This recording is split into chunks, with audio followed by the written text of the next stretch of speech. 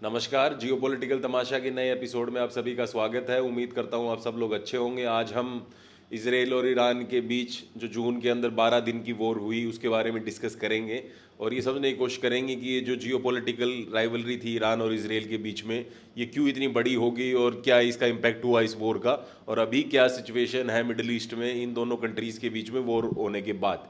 लेकिन सबसे पहले हमें ये समझना होगा कि ये दोनों मेजर पावर्स हैं मिडिल ईस्ट के अंदर और दोनों पावरों का क्लैश इनएविटेबल था क्योंकि दोनों पावर ही हेजमनी के लिए लड़ रही थी मिडिल ईस्ट के अंदर। और हेजमनी बेसिकली फॉरेन पॉलिटिक्स या जियो पॉलिटिक्स में एक ऐसी सिचुएशन होती है जहाँ पर एक ही पावर एक रीजन को या पूरे वर्ल्ड को डोमिनेट करती है। जैसे 1991 के कोल्ड वॉर के एंड के बाद अमेरिका पूरा ग्लोबल हेजमन था कि पूरी दुनिया में अमेरिका का राज था, सिंगल पावर, कोई चैलेंज करने वाला नहीं है। लेकिन पिछले कुछ सालों में जैसे चाइना का राइज हुआ इकोनॉमिकली और पॉलिटिकली भी, उसके बाद अमेरिका की ये जो यूनिपोलर या फिर ये जो हेजमनी वाली जो स्टेज थी वो कहीं ना कहीं ख़त्म होती दिख रही है और अभी एक नया चैलेंज उनके सामने उभर के आया है। वैसा ही सेम सिनेरियो मिडल ईस्ट में बन रहा था पिछले कुछ सालों से जब ईरान राइज कर रहा था और इसराइल की हेजमनी को वो चैलेंज कर रहा था मिडल ईस्ट के अंदर। तो ये ईरान का जो राइज है ये कैसे हुआ और क्या इसकी बैक स्टोरी है, इसको हम कुछ आने वाले 3-4 वीडियोस के पार्ट में समझने की कोशिश करेंगे। और आज का जो पहला पार्ट है वो थोड़ा ईरान के बैकग्राउंड के बारे में है कि ईरान कैसे राइज किया ग्लोबल पॉलिटिक्स के अंदर और मिडिल ईस्ट में कैसे एक पावरफुल प्लेयर बन के निकला। तो सबसे पहले इसराइल के बारे में थोड़ा समझते हैं। इसराइल हमेशा से ही मिडिल ईस्ट में सुपर पावर रहा है और स्पेशली 6 डे वॉर जो 1967 में हुई थी उसके बाद। उससे पहले इसराइल के लिए जो सबसे बड़ा थ्रेट था मिडिल ईस्ट में वो था इजिप्ट अंडर कर्नल नासिर। तो कर्नल नासिर एक पैन अरेबियन मूवमेंट को खड़ा कर दिया उन्होंने पूरे के पूरे मिडिल ईस्ट में और चैलेंज किया इसराइल की सुप्रीमेसी को, क्योंकि इसराइल का जो मेन मिलिट्री बैकर रहा है हमेशा से वो है यूनाइटेड स्टेट्स ऑफ अमेरिका। और यूनाइटेड स्टेट्स ऑफ अमेरिका ने अपने कांग्रेस के अंदर एक कानून बना रखा है जिसके अंडर वो ये कहते हैं क्वालिटेटिव मिलिट्री एज। इसका मतलब ये है कि इजरायली मिलिट्री के पास जो वेपन है वो सबसे ज़्यादा एडवांस होनी चाहिए और किसी मिलिट्री के पास जो मिडिल ईस्ट में है वो।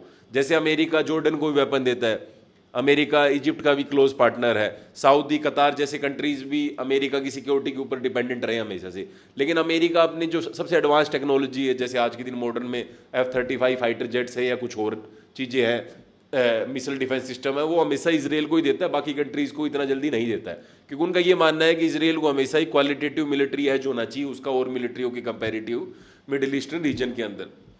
तो जब इजिप्ट उनके लिए चैलेंज था इनिशियल ईयर्स के अंदर आफ्टर सेकेंड वर्ल्ड वॉर, तो इजिप्ट को हराने के लिए इसराइल ने 6 डे वॉर करी 1967 में और इस वॉर के अंदर इजिप्ट को एलिमिनेट कर दिया उन्होंने। इसराइल के लिए जो थ्रेट था इजिप्ट उसको कहीं ना कहीं ख़त्म कर दिया और इजिप्ट का एक मेजर एरिया साइनाई पेनिसुला जिसको हम बोलते हैं उसके ऊपर कब्जा कर लिया। अभी ये साइनाई पेनिसुला के अंदर ही जो शर्म अल शेख एक टाउन है वहीं पर अभी ट्रम्प साहब आए थे गाजा पीस डील साइन करने के लिए जो हमास और इसराइल के बीच में हुई है और उसके बाद वो सोच रहे हैं कि उनको नोबेल पीस प्राइज मिल जाए। तो ये सारी जो सिचुएशन थी इजिप्ट का जो थ्रेट था वो 1967 वॉर की जो 6 डे वॉर थी उसके बाद कहीं ना कहीं कम हो गया। उसके बाद जो सबसे बड़ा थ्रेट निकला इसराइल के लिए वो ईरान था।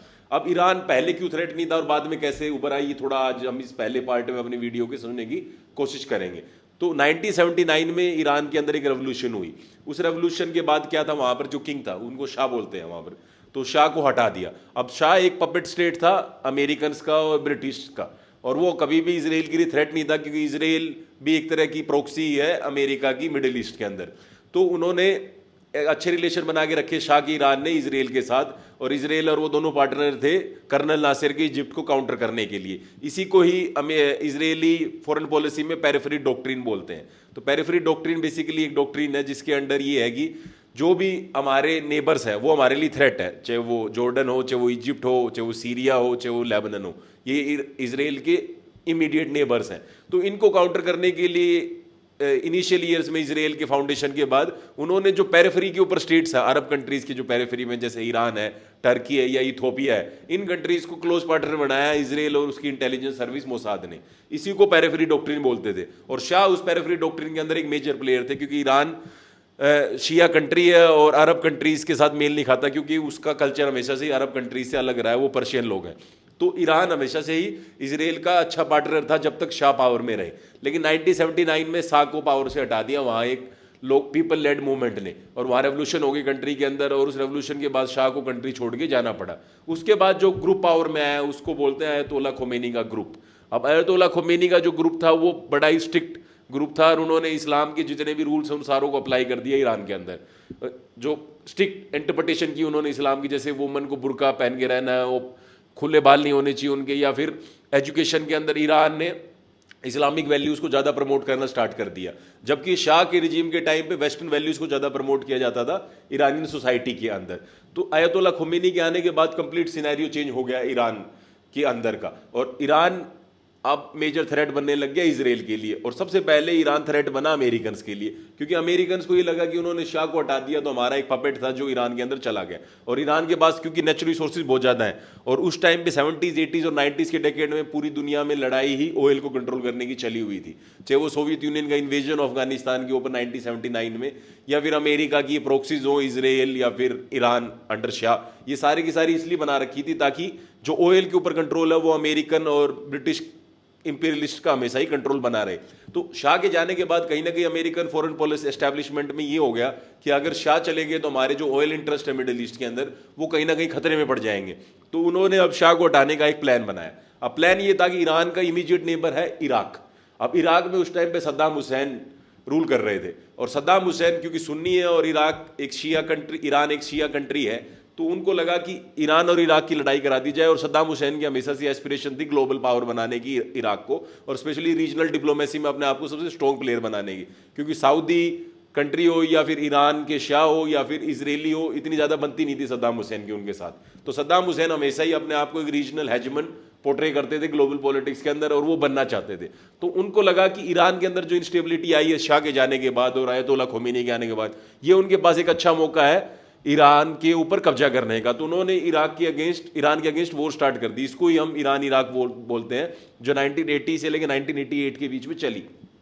अब सद्दाम हुसैन को सबसे ज़्यादा बैकिंग मिली उनको वेस्टर्न कंट्रीज से, अमेरिका से और ब्रिटेन से। इन्होंने उनको सिर्फ आर्म्स ही नहीं दी, आर्म्स और एमुनेशन ही नहीं दी, साथ में मनी भी दी और साथ में इंफॉर्मेशन भी प्रोवाइड कराई, जिससे इनिशियल ईयर्स के अंदर ईरान के अगेंस्ट इराक की आर्मी काफ़ी स्ट्रॉन्ग रही और उन्होंने ईरान को काफ़ी ज़्यादा लॉसेस पहुंचाए। लेकिन ईरान को उस टाइम पे पूरे ग्लोबल पावर में कोई हेल्प करने वाला था नहीं। तो ईरान के लिए ये प्रॉब्लम होगी कि जब भी हमारे ऊपर कोई अटैक होगा तो हमारा कोई अलाय नहीं है जो हमारे को प्रोटेक्ट कर सके। लेकिन ईरान ने हार नहीं मानी इस पहली वॉर के अंदर, और ईरान ने जैसे तैसे करके ये लड़ाई लड़ी और अल्टीमेटली इस लड़ाई को स्टेलमेट पे पहुंचा दिया। स्टेलमेट बेसिकली एक ऐसी सिचुएशन होगी जहां पर कोई भी कंट्री जीत नहीं रही है, बस दोनों तरफ से लॉसेस ही हो रहे हैं। तो इस ईरान इराक वॉर को 1988 में सद्दाम हुसैन ने ऐड कर दिया, कि सद्दाम हुसैन को ये लगने लग गया कि अमेरिकन सपोर्ट इतनी मिल नहीं रही है कि जिससे वो ईरान को हरा सके। और ईरान के साथ एक और प्रॉब्लम, ईरान एक पूरा माउंटेनियस कंट्री है, उसका जो आप ज्योग्राफिकल टेरेन देखेंगे वो इतना मुश्किल है वहाँ पर लड़ाई करना कि वहाँ ईजी नहीं है किसी भी पावर के लिए उसको डोमिनेट करना उस रीजन को। तो क्योंकि अफगानिस्तान की तरह का रीजन है, माउंटेनियस रीजन है, तेहरान हो या वहाँ की मेजर सिटीज़ हो, कोम हो, ये सारे मेजर सिटीज़ माउंटेन के बीच में बसे हुए हैं। तो इन सिटीज़ पे कंट्रोल करना और इस टेरिटरी पे कंट्रोल करना बहुत ज़्यादा मुश्किल था किसी भी पावर के लिए, और सद्दाम के लिए तो और भी ज़्यादा मुश्किल हुआ ये, और सद्दाम नहीं जीत पाए इस वॉर के अंदर। और दूसरा प्रॉब्लम ये हुआ सद्दाम के साथ कि इस वॉर को लड़ते लड़ते उनको बहुत ज़्यादा एक्सचेकर का उनका बहुत ज़्यादा लॉस हुआ और उनके बहुत सारे सोल्जर्स मारे गए। अब इतने सोल्जर्स मरने के बाद और इतना रेवेन्यू का लॉस होने के बाद इराक के अंदर ही सद्दाम हुसैन के अगेंस्ट वॉइसेस उठने लगी और लोग कहने लगे कि सद्दाम को पावर छोड़ देनी चाहिए क्योंकि वो सक्सेसफुल नहीं रहे इस मिलिट्री कैंपेन में, और उल्टा ये इराक के ऊपर भारी पड़ा ये कैंपेन। और अमेरिकन्स ने भी अपने हाथ वापस खींच लिए, सद्दाम हुसैन को बैक करना बंद कर दिया। अब सद्दाम कहीं ना कहीं अपने आप को कॉर्नर फील करने लगे कि ग्लोबल डिप्लोमेसी में भी उनकी पावर घट गई और होम फ्रंट के ऊपर भी उनके अगेंस्ट रेबिलियन राइज हो गया। उसका एक और मेन रीजन था इराक के अंदर सद्दाम हुसैन के अगेंस्ट जो वॉइसेस रेज की गई वो स्पेशली साउथ से उठी, क्योंकि इराक का अगर आप थोड़ा ज्योग्राफी देखें तो इराक में 5-6 मेजर सिटीज़ हैं जिसमें बगदाद, मोसूल या फिर करबला, ये सारे नजफ, ये सारे मेजर सिटीज़ हैं। तो जो बगदाद है वो इराक का कहीं ना कहीं सेंटर है, और इराक के जो नॉर्थ में है वो सारे के सारे सुन्नी सिटीज़ हैं, या सुन्नी पॉपुलेशन इराक के मेजरली नॉर्थ में रहती है। और बगदाद के साउथ का जो एरिया है, नीचे वाला एरिया बगदाद से, उस एरिया में मोस्टली शियाज रहते हैं जिसके अंदर मेजर सिटीज़ है करबला, नजफ, इस तरह की सिटीज़ हैं, ठीक है, बसरा। तो इन सिटीज़ में ज़्यादा सुन्नी पॉपुलेशन है, और जो नॉर्थ में है बगदाद के वो सारे सुन्नी सिटीज़ हैं जिसमें मेन तो मोसूल है। तो इन सिटीज़ के अंदर प्रॉब्लम क्या हुई सद्दाम के लिए कि सद्दाम खुद एक सुन्नी थे।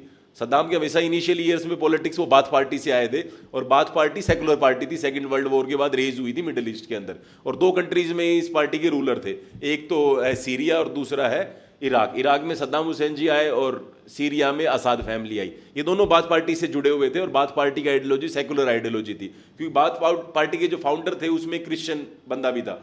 तो बाथ पार्टी का हमेशा आइडियोलॉजी ये था कि सेकुलर पॉलिटिक्स करना, क्योंकि सेकंड वर्ल्ड वॉर के बाद सेकुलर पॉलिटिक्स ज़्यादा हावी थी पूरे वर्ल्ड में। जैसे आज के दिन रिलीजियस पॉलिटिक्स बहुत ज़्यादा हावी हो गई है। हर कंट्री के अंदर नेशनलिस्ट और रिलीजियस नेता ही चुनाव जीत रहे हैं, चाहे इंडिया में मोदी जी हो, चाहे नेतन्याहू हो, प्रो जूइश लॉबी को सपोर्ट करते हैं और जूइश इंटरेस्ट को बड़ा ही खुल के बोलते हैं। या इवन ट्रम्प की पॉलिटिक्स भी प्रो क्रिश्चियन और एंटी इमिग्रेशन है। तो ये जो पॉलिटिक्स अभी ग्लोब में राइज हो रखी है, ये उस टाइम नहीं थी। उस टाइम पे ज़्यादा सेकुलर पॉलिटिक्स का बोलबाला था पूरी दुनिया के अंदर। तो सेकुलर लीडर्स और सेकुलर पार्टी ज़्यादा अच्छा कर रही थी, चुनाव हो या कोई भी सिचुएशन हो उस मामले में। तो बाथ पार्टी भी सेकुलर पार्टी थी और इन बाथ पार्टी से निकले हुए नेता थे सद्दाम हुसैन। लेकिन 1980s आते आते जब ईरान के अंदर रेवोल्यूशन होगी, और रेवोल्यूशन भी प्रो शिया रेवोल्यूशन थी वो, क्योंकि शाह तो हमेशा ही सेकुलर फिगर थे। शाह ने कभी भी ईरान के अंदर शिया या फिर सुन्नी वाला वो डिबेट स्टार्ट ही नहीं किया और ना कभी इस्लाम को ज़्यादा प्रमोट किया। लेकिन अयतुल्ला खोमेनी पूरे एक क्लैरिक एस्टेब्लिशमेंट से आए हुए बंदे थे और उनका हमेशा ही प्रो शिया मतलब आइडियोलॉजी रही, और उन्होंने शिया को प्रमोट करने की पूरी दुनिया में कोशिश की जब से वो 79 में पावर में आए उसके बाद। तो सद्दाम को कहीं ना कहीं ये खतरा भी लगने लग गया था कि अगर ईरान के अंदर ये शिया वाली रेवोल्यूशन सक्सेसफुल हो गई है तो कहीं ये फैलती फैलती बॉर्डर क्रॉस करके इराक में ना जाए, क्योंकि इराक में मेजोरिटी शियाज ही हैं और स्पेशली पूरा सदर्न इराक जो है वो तो पूरा ही शिया डोमिनेटेड है। तो शियाज ही सद्दाम हुसैन के अगेंस्ट खड़े हो गए जैसे ही अयतुल्ला खोमेनी पावर में आया। और ये वॉर जो 8 ईयर वॉर थी 1980 से 1988 के बीच में, ईरान इराक वॉर के बाद और भी ज़्यादा प्रोमिनेंट हो गए शिया फिगर्स और उन्होंने सद्दाम हुसैन को अपोज करना स्टार्ट कर दिया। तो सद्दाम हुसैन के लिए डोमेस्टिक फ्रंट में बहुत ज़्यादा प्रॉब्लम क्रिएट हो गई आफ्टर 88।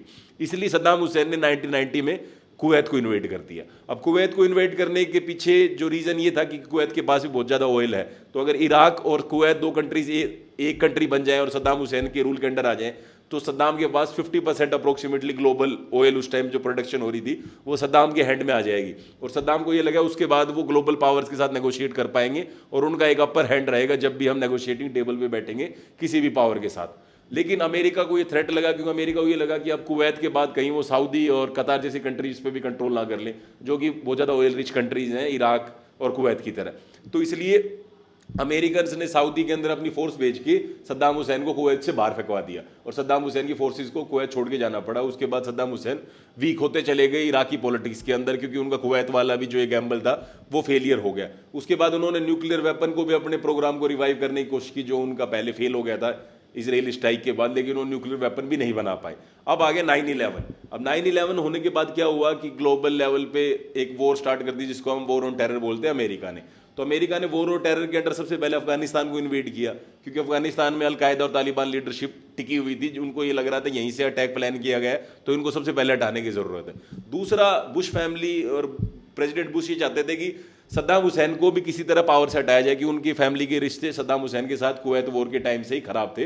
क्योंकि कुवैत वॉर के टाइम पे जो 1990 में हुई थी उस टाइम पे बुश सीनियर प्रेसिडेंट थे अमेरिका के। तो बुश सीनियर के पास बस जब बुश जूनियर आए 2001 में, तब उनको लगा कि सद्दाम हुसैन को हटाना है, तो उनको ये बहाना मिल गया। उन्होंने ये कहना स्टार्ट कर दिया कि सद्दाम हुसैन की जो लीडरशिप है वो अलकायदा के साथ कहीं ना कहीं टच में है और अलकायदा को हेल्प कर रही है हर चीज़ में, फाइनेंसिंग में भी और वेपन्स प्रोवाइड कराने में। दूसरा, वो अपने न्यूक्लियर वेपन प्रोग्राम को छुपा रहे हैं पूरी दुनिया से, तो वो कहीं ना कहीं न्यूक्लियर वेपन डेवलप करने की कोशिश कर रहे हैं।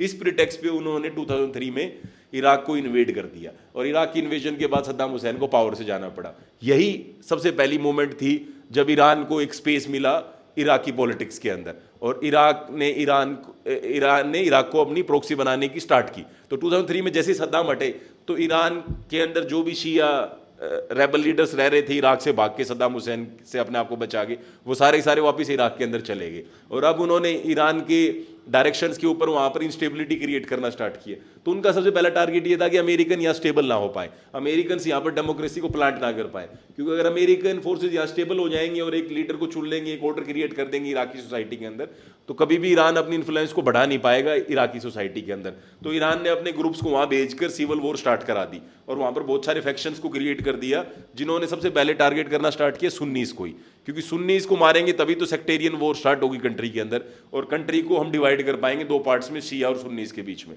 तो ये जो वॉर थी ये बहुत ज़्यादा बढ़ा दी ईरान ने। और ईरान के जो मेन लीडर थे, इस पूरी वॉर के प्लानर थे, उस बंदे का नाम था कसीम सुलेमानी। अब Qasem Soleimani IRGC Iranian revolutionary guard corps का जो क्वद फोर्सेस है उनके लीडर थे, उनके हेड थे, जनरल थे, जनरल कसीम सुलेमानी। तो जनरल कसीम सुलेमानी को ये टारगेट दिया गया है अयतोल्ला खमीनी के द्वारा कि आपको ईरान की प्रॉक्सीज क्रिएट करनी है वाइडर मिडिल ईस्ट में, और सबसे पहला उनका टारगेट इराक ही था। तो इराक के अंदर उन्होंने कसीम सुलेमानी को भेजा वहाँ लोकल फोर्सेज को क्रिएट करने के लिए जो प्रो ईरान होंगी और उनकी बिडिंग करेंगे जब भी वहाँ पर लीडरशिप की बात आएगी, तब भी इराकी पॉलिटिक्स के अंदर। तो उन्होंने अमेरिकन फोर्सेस के ऊपर अटैक करना स्टार्ट कर दिया और साथ में सुन्नी पॉपुलेशन के ऊपर भी टारगेट करना स्टार्ट किया, जिसके बाद सुन्नी और शिया के बीच में एक सिविल वॉर होगी और अमेरिकन बीच में फंस गए इस वॉर के अंदर। अब अमेरिकन को समझ में नहीं आया कि क्या करें, कैसे स्टेबिलिटी क्रिएट करें इराकी सोसाइटी के अंदर, क्योंकि बॉर्डर से बहुत सारे आर्म्स एम्युनिशन आ रहे थे और बहुत सारे इन्फिल्ट्रेशन हो रही थी जो आके इराक के अंदर इंस्टेबिलिटी क्रिएट कर रहे थे। Road side IED bomb blast बहुत ज़्यादा होने लग गए, सुन्नी पॉलिटिशियंस को टारगेट किया जाने लग गया इराकी सोसाइटी के अंदर, क्योंकि एक माहौल ऐसा बनाना था कि जिसके अंडर शियाज पावर में आ जाए, और वो शियाज जो प्रो ईरानियंस है, क्योंकि एक ग्रुप वहां पर और भी था शियाज का जो प्रो ईरानियंस नहीं थे। उनमें दो मेजर लीडर थे, पहले थे मुक्तदा सदर। अब मुक्तदा सदर की स्टोरी ये है कि मुक्तदा सदर के फादर और उनके जो फादर इन लॉ थे उन्होंने भी सद्दाम हुसैन के अगेंस्ट हमेशा लड़ाई लड़ी और उन दोनों को ही सद्दाम हुसैन की आर्मी ने मार दिया। तो सद्दाम हुसैन को हमेशा ये लगता था कि ये ईरानियंस प्रॉक्सी हैं, इसलिए इनको अगर पावर से नहीं हटाया है तो ये साउथ जो इराक है जो शिया डोमिनेटेड है वहाँ पर इंसर्जेंसी क्रिएट कर सकते हैं और हमारे लिए प्रॉब्लम हो सकती है, इसलिए उन दोनों फिगर्स को सद्दाम हुसैन ने मार दिया। उसके बाद जो उनका सन था मुक्तदा सदर 2003 में उन्होंने अपनी खुद की आर्मी बना ली जिसका नाम था मेहंदी आर्मी, और उन्होंने सबसे पहले बगदाद, क्योंकि बगदाद में शिया सुन्नी दोनों ही रहते हैं, तो उन्होंने सुन्नी एरियाज को टारगेट करना स्टार्ट किया और सुन्नी एरियाज में सब लोगों को मार के उनके सारे घर खाली करा के शियाज का कब्जा करा दिया। तो बगदाद को बेसिकली 2-3 साल के अंदर एक शिया सिटी बना दिया गया जो कि इराकी कैपिटल थी। यही स्टार्टिंग पॉइंट था सुन्नीस के अंदर रिसेंटमेंट का, क्योंकि उनको लगा कि जब से सद्दाम गए, सद्दाम जैसे भी थे कम से कम सुन्नीस के ऊपर अटैक तो नहीं करते थे, अब जब से सद्दाम गए तब से सुन्नीस को ओपनली टारगेट किया जा रहा है। पहले तो अमेरिकन फोर्सेस के द्वारा सद्दाम हुसैन को हटा के, क्योंकि सद्दाम खुद सुन्नी थे, और दूसरा अब ये जो ग्रुप्स आ गए मेहंदी आर्मी जैसे, ये भी हमारे को टारगेट कर रहे हैं, तो उनको उनके अंदर एक रिसेंटमेंट क्रिएट होने लगी जो बाद में जाके आईएसआईएस की राइज का रीजन बनी। तो ये जो ग्रुप था, एक तो पहले मुक्तदा सदर वाला, इसने पहले जो सेक्टेरियन वॉर करके अपने आप को स्ट्रॉन्ग बना दिया इराकी पॉलिटिक्स में, लेकिन ये कभी भी प्रो ईरानियंस नहीं रहे। दूसरे जो शिया के सबसे बड़े रिलीजियस लीडर हैं इराक के अंदर, जिनका नाम है Ayatollah Ali Sistani. Ayatollah Ali Sistani Najaf जो एक मेजर सिटी है इराक के अंदर और सेंटर है शिया लर्निंग का, उसके हेड थे, और उनका हमेशा से ये था कि आयतोल्ला खोमेनी की जो आइडियोलॉजी है वो शियाज के लिए हार्मफुल है, चाहे वो शिया के प्रोटेक्टर अपने आप को पोर्ट्रे कर रहे हो, लेकिन वो शियाज के लिए अच्छे नहीं है। इसलिए उनको लगा कि इराक के अंदर इनकी इन्फ्लुएंस नहीं बढ़नी चाहिए आयतोल्ला खोमेनी वाले ग्रुप की, तो वो हमेशा से ही आयतोल्ला खोमेनी ग्रुप के अगेंस्ट रही। तो मुक्तदा सदर वाला ग्रुप और सिस्तानी वाला ग्रुप ये एंटी शिया फोर्सेस थी इराक के अंदर।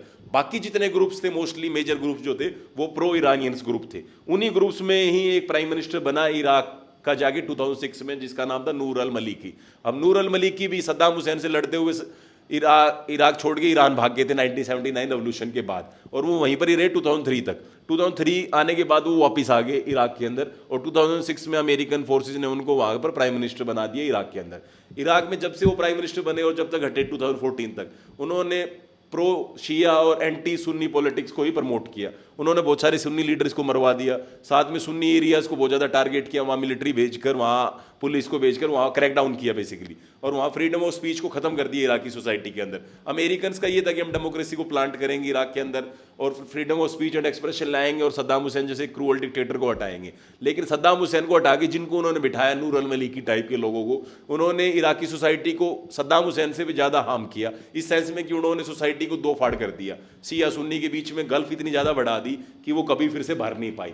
इसी कारण 2014 में जब नूर अल मलिकी को हटाया, उससे पहले वहाँ पर आईएसआईएस पावर में आ गई, स्पेशली नॉर्दर्न इराक की सिटीज में, जिसमें मोसुल मेजर सिटीज था, क्योंकि वहां की सुन्नी पॉपुलेशन को ये लगा कि हमारे को शिया से कौन बचा सकता है, नूर अल मलिकी से कौन बचा सकता है, ईरानियन से कौन बचा सकता है। तब उनको होप दिखी एक लीडर में जिसका नाम था अबू बकर अल बगदादी। अबू बकर अल बगदादी अलकायदा इराक का एक छोटा मोटा लीडर था जो बाद में जाके उसका हेड बन गया। और 2014 में जब उन्होंने देखा कि नूर अल मलिकी की पॉलिसीज प्रो शियाज और एंटी सुन्नीज हैं, तो सुन्नी एरियाज में उन्होंने एक इंसर्जेंसी क्रिएट कर दी जो बाद में इतनी पावरफुल होगी कि वहां पर आईएसआईएस का रूल आ गया। तो आईएसआईएस के राइज के रीजन के पीछे ये प्रो ईरानियन पॉलिसी और नूर अल मलिकी जैसे लीडरों का मेन रोल था।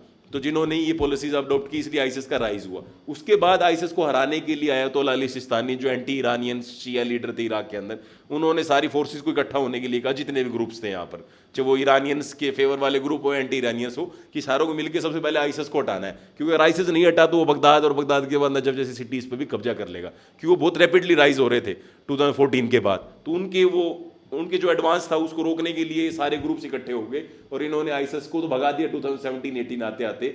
लेकिन उसके बाद इराक की सिचुएशन और ज़्यादा खराब इस सेंस में होगी कि नॉर्थ में तो वॉर के बाद सारी सिटीज़ ही डेवस्टेट होगी। आईसिस ने इतना ज़्यादा क्रूअल्टी की वहाँ पर कि सब लोग को घर छोड़ के जाना पड़ा, रिफ्यूजी क्राइसिस होगी, फूड की बहुत ज़्यादा स्केर्सिटी होगी, ईरानियन इकोनॉमी बिल्कुल कोलैप्स इकोनॉमी पूरी कोलैप्स होगी। तो इस सिचुएशन के बाद ना शिया खुश थे 2018 और 19 के बाद, ना सुन्नी खुश थे। इन दोनों सिनेरियोज के बीच में वहाँ पर प्रोटेस्ट स्टार्ट हो गए इराकी सोसाइटी में अगेंस्ट प्रो ईरानियन फोर्सेस कि भाई ये ईरानियंस ने ही सारा कबाड़ा किया है यहाँ पर। अमेरिकन तो थे जिन्होंने हमारा सब नुकसान किया, लेकिन अमेरिकन तो ओबामा के आने के बाद लगभग छोड़ के ही चले गए इराक को, कुछ ही ट्रूप बचे, मोस्टली ट्रूप्स पुल आउट हो गए 2011 के बाद। लेकिन अब जो मेजर थ्रेट था इराक के लिए वो ईरान था, क्योंकि ईरान अपने प्रॉक्सीज को इतना स्ट्रॉन्ग बना चुका था इराकी सोसाइटी के अंदर कि वहाँ पर कोई भी ईरान के अगेंस्ट बोलता तो उन लोगों को ये प्रो ईरानियन फोर्सेस मार देती या जेल में डाल देती। तो इसके बाद अब प्रोटेस्ट स्टार्ट हुए 2019 में, और इन प्रोटेस्ट में प्रो ईरानियन मिलिशियाज और एंटी ईरानियन मिलिशियाज के अंदर ओपनली लड़ाई होगी, क्योंकि प्रो ईरानियन मिलिशियाज ने स्नाइपर्स लगा के रूफ टॉप्स के बगदाद में जितने लोग प्रोटेस्ट कर रहे थे उनको मरवा दिया, बहुत सारे लोगों को। तो जो एंटी ईरानियन ग्रुप्स थे, जैसे मैंने आपको बताया मुक्तदा सदर वाला और अली सिस्तानी वाला, अयतोल्ला अली सिस्तानी वाला ग्रुप था, इन्होंने उन प्रोटेस्टर्स को सपोर्ट किया और प्रो ईरानियन मिलिशियाज ने उन प्रोटेस्ट को दबाने की कोशिश की। अब इसी लड़ाई के अंदर जो मेजर रोल फिर से प्ले किया वही जो आईआरजीसी के क्वैद फोर्सेस के हेड थे कसीम सुलेमानी, उन्होंने तो इन ग्रुप्स को बनाया था इराक के अंदर आगे 2003 के बाद। उन्होंने इन ग्रुप्स को कहा कि आप इन प्रोटेस्ट को खत्म करो कैसे भी करके, क्योंकि हमारे को यहाँ पर हमारा डोमिनेंस चाहिए इराकी सोसाइटी के अंदर।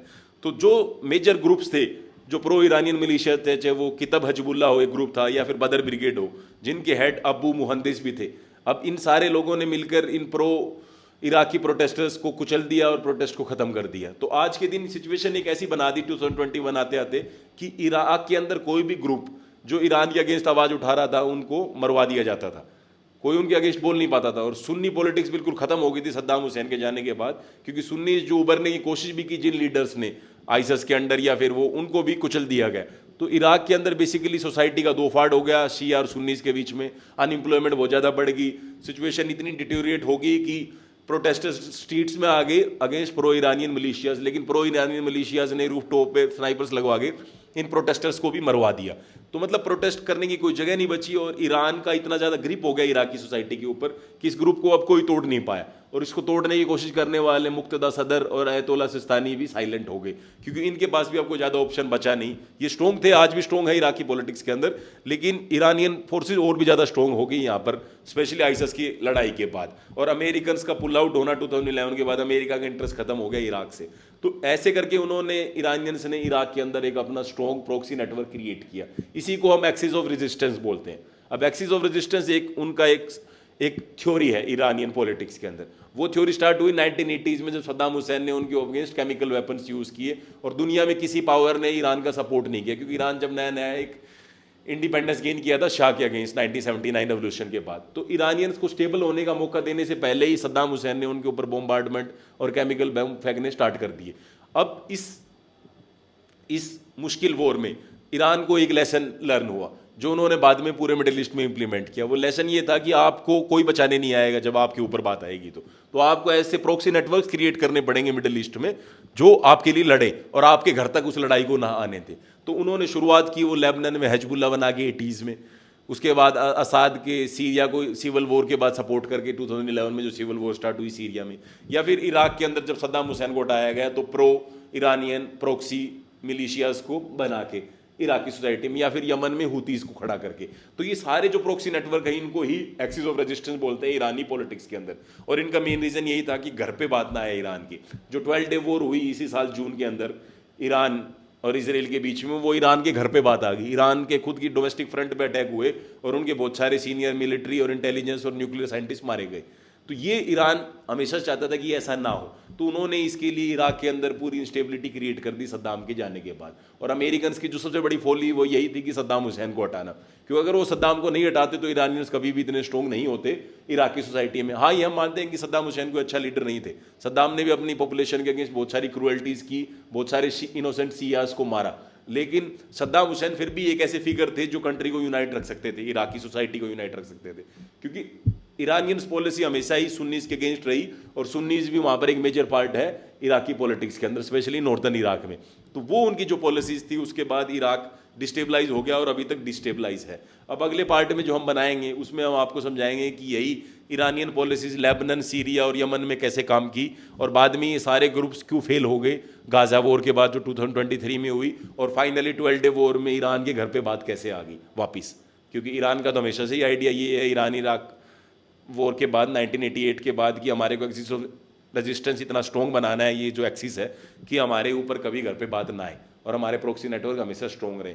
तो इराक के अंदर आज भी प्रोक्सी नेटवर्क हैं ईरान के, लेकिन वो क्यों फेल हो गए 12 डे वॉर में, ये आने वाली वीडियो में हम बताएंगे। तो आज हमारा मेन जो पर्पज़ था वो ये समझाने का ही था कि ईरान के अंदर कैसे एक ग्रुप खड़ा हुआ जिसने ये एक्सिस ऑफ रेजिस्टेंस की डॉक्ट्रिन बनाई, और उस डॉक्ट्रिन को इम्प्लीमेंट करने वाले कसीम सुलेमानी ने कैसे इराक को डिस्टेबलाइज किया सद्दाम हुसैन के 2003 में जाने के बाद, और कौन सी ऐसी फोर्सेस थी जो प्रो ईरानियन मिलिशियस के अगेंस्ट लड़ी इराकी सोसाइटी में, और वो कौन कौन शिया लीडर थे, चाहे वो मुक्तदा अल सदर हो चाहे अयतुल्लाह अली सिस्तानी हो। तो ये हम उम्मीद करते हैं कि आपको आज इस वीडियो में थोड़ा समझ में आया होगा। आगे की वीडियो में हम आपको और बताएंगे कि ईरानियन प्रोक्सीज ने कैसे काम किया, कैसे उनका राइज हुआ और कैसे फॉल हुआ।